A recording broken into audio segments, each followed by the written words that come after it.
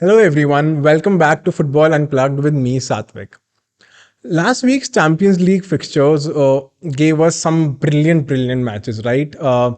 City versus Bayern was one of the most anticipated fixture of the entire season, right? And on the contrary, we had some, expected results, especially when it came to Chelsea versus Madrid.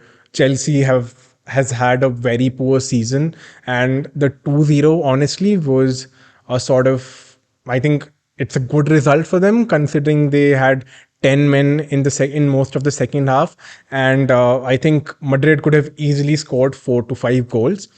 But today we'll be focusing majorly on the City versus Bayern fixture, right? Looking at the first leg, 3-0 as a scoreline looks like a complete thrashing, right? Great news for City fans and, disappointment for Bayern Munich.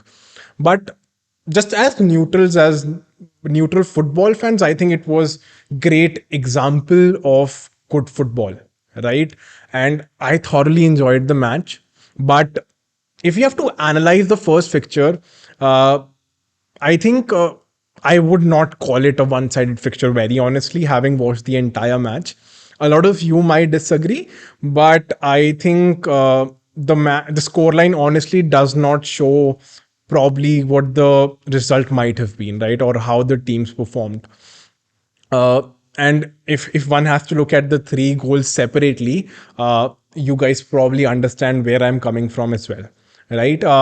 So let's say for the first goal, Rodri scored a blinder, right? I think this might be one of the best goals that he'll ever score. Reasons being, it was his weak foot and it was a curling shot, right? Especially when someone hits with a weaker foot, it usually is, is a shot with the laces, right? But it was a beautifully curled goal on the top left corner. Uh, and there wasn't much that the Bayern defense or Sommer could have done in that particular situation, right? But if you look at the second goal, it was a defensive howler by Upamecano, right? Grealish stealing the ball from him near their own D, and then obviously Bernardo Silva scoring from an assist from Erling Haaland. But I think till the second goal, I think it was a very even match, right? I think especially in the second half, Bayern came out blazing. I think Sane had multiple attempts. Musiala was trying his tricks, and if before the second goal, I think it was as even a match and the match we sort of expected from the fixture, right? No clear spaces, no defensive errors. Ruben Diaz probably putting in one of his best performances of the entire season. So, it was not a very one-sided fixture as the scoreline might suggest, right? And yes, City did end up scoring the three goals, obviously because Bayern had to, try to score the goals as well. Because if they had been very defensive after conceding the second goal, they probably would have conceded a lot more, right? So it was the right approach by Bayern and right approach by Tuchel to try and score goals against City even after they conceded the second goal. Uh, so yes, as much as it would appear that it was a very one-sided fixture, I completely disagree. I think it was a very tough, it was a very challenging match, and it was a great example of good football by both the teams, right? But I think where I think City probably won the match was, I think, on the wings, right? Especially Grealish and Bernardo Silva. I think they were both brilliant in the entire course of the match. Grealish stealing the ball for the second goal as well, and he played a pivotal role even in the third goal. So Grealish has been putting in some stellar performances through the course of the entire season, right? And obviously, a lot of us would remember, Bernardo Silva with those 3 nutmegs in one run, and I think that completely sums up what Bernardo Silva is as a player as well. So yes, I think enough talking about the first leg. I think it's gone. I think. Great performance put in by City, a great defensive performance put in by City, but I still think it's not completely lost, right? A lot of you would probably call me crazy, कि यार इतना, I think this is as one-sided as a second leg or as one-sided as the fixture that is left, right? But I somewhat disagree. I think there are ways, or there is a possibility of a Bayern comeback as well. Right? Bayern at their home. Imagine if Bayern score in the first 10 minutes, the crowd going berserk, and City obviously under pressure because of them probably failing in previous Champions League season, and the expectation of them, going on to winning the Champions League as well. So as much straightforward as it looks from the outside, I think there are a lot of different things, or there is a lot of possibility for Bayern to ultimately go and probably pull off one of the greatest comebacks in the history of the Champions League.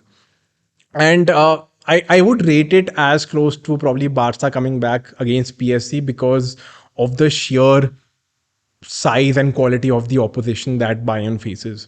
PSG, when Barca made that comeback, PSG was probably, not very solid defensively and was still not a proven team in Europe. Whereas Barcelona had all these superstars with Neymar, Messi, and Suarez up front. So, Bayern turning it up against this City team, I think would be one of the greatest comebacks of the UEFA Champions League. Right. So talking about the second leg, I think, especially talking about the lineups, for City, I somewhat expect the same team to be playing. Probably it could be a switch between Silva and Mahrez. We never know with Pep, But given the performances that Bernardo Silva pulled off in the first leg, I am sort of assuming that City will play with the same 11. On the contrary, I think there are a couple of changes that could happen with Bayern starting 11. I think Muller could be the one starting the second leg. I think his experience and his goal scoring record in Champions League, I think, could prove pivotal in the second leg. So I'm assuming Muller might come in for Gnabry, and or it could be, and probably Sane could be leading the line for Bayern, or it could be a straight swap between Gnabry and Thomas Muller as well, where Thomas Muller takes up the center forward position and would obviously be, dropping down a lot of times. Apart from that, I think one change that I see in Bayern's lineup could also be Pavard to Cancelo. I think Grealish sort of got the upper hand on Pavard in the first leg. I think, Grealish pulled off a stellar performance. Wasn't really as big a fault of Pavard, but just the sheer quality that Grealish has. But I think that could be another change that could take place in the starting lineup for Bayern Munich, right? So for City, it's the same, starting 11 with Edison at the goal, Akanji, Ake, and Ruben Diaz in the back three. Then the two sort of inverted holding midfielder, or let's say the two holding midfielders that City is now playing with in John Stones and then Rodri. Then the four midfielders of Bernardo Silva, Jack Grealish, Ilkay Gundogan, and Kevin De Bruyne, and Haaland would be up front. And my expected lineup for Bayern, or my suggested lineup for Bayern, would be again Sommer at goal. The centre back partnership remained the same of Upamecano and De Ligt. Alphonso Davies plays on the left. João Cancelo goes up to the right, with then the two holding midfielders in Kimmich and Goretzka, followed by Musiala, Koeman, Muller, and then Sane. So that is what I believe could be the formation that Thomas Tuchel starts the second leg in. So what could be the key battles? What battles in between those 22 players could decide the outcome of the second leg?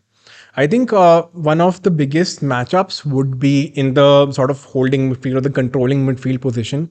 I don't think so Goretzka and Kimmich were as involved in the first half as they would have wanted or as they would have expected. I think City got the upper hand in the midfield, both with Rodri and Stones, but also Gundogan and De Bruyne controlling the play. So I think one of the key factors in the second leg would be the battle between Goretzka and Kimmich, and then Rodri and Stones, and also, let's say Gundogan as well, who sort of a lot of time drops deep to receive the ball from these guys as well. So I think one key battle is there out in the midfield. Now, secondly, the second, again, as I've already mentioned, is the battle on the left hand side of the wing where Grealish faces either Pavard or Cancelo. I think Grealish has probably had his best season of his career so far. Obviously, the season before his transfer to City with Aston was also one of his brilliant seasons. But I think Grealish has come up a lot as a player, especially in this season. And I think in a starting 11 that gets rotated a lot, I think along with Haaland, Grealish is probably one of the second person who's nailed up in that squad. Right. So I think the battle with Grealish and the opposition right back would also be one of the key factors in the second leg, especially. And lastly, obviously, Bayern's strategy to come control the goal scoring robot that we have in Erling Haaland. I think, honestly, Upamecano and Delete handled him well in the first half, in the first 60 odd minutes, especially. But I think after the second goal, Upamecano slightly lost his confidence as well, which sort of made him do a bunch of mistakes. So that is another key battle because if Haaland gets space, I think Bayern's route to a comeback would certainly be gone. So these are the three key areas where I feel the entire second leg will be decided. Right. And yes, my prediction for the second leg would be a 2-1 score to Bayern Munich, but City winning the overall leg by 4-2. That is my prediction for the second leg. But, football being the most unpredictable sport that it is, one can expect a lot of twists and turns. And just imagine Bayern scoring in the first half and, crowd going berserk and City under intense pressure. We are probably in store for one of the greatest comebacks in the history of the Champions League. So thank you so much. Provide me with feedback as to what your thoughts are on the second leg, especially of City versus Bayern, and what are the other analysis, what other match previews would you want coming up in the next couple of weeks? Thank you.